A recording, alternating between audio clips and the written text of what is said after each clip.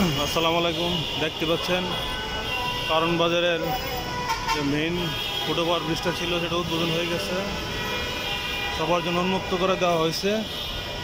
আজকে থেকে আমরা হেঁটে যাচ্ছি একদম মেট্রো স্টেশন থেকে কারণ বাজারের অপোজিট সাইডে সুন্দর একটা ফুটওভার করছে ব্রিজ। এই সার্ফ করা দেখতে পাচ্ছেন কত সুন্দর ফুটওভার ব্রিজটা।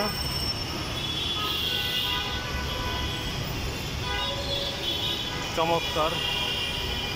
এখন আর রাস্তা নিচ দিয়ে রাস্তা পারাপারের কোনো ঝামেলা নাই, সবাই আরামে আমরা নেমে যেতে পারতেছি। দেখতে পাচ্ছেন এই যে কারণ বাজার সোনারগাঁ হোটেল, ঝামেলাবিহীন পথ চলা শুরু। এটা আরেকটি অ্যাচিভমেন্ট মেট্রো রেলের, সুন্দর হয়েছে।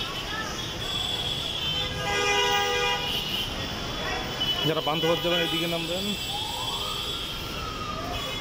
যারা বাংলা মোটর যাবেন তারা এদিকে নামতে হবে। দেখতে পাচ্ছেন নতুন চিকচিক করতেছে সিঁড়িগুলা।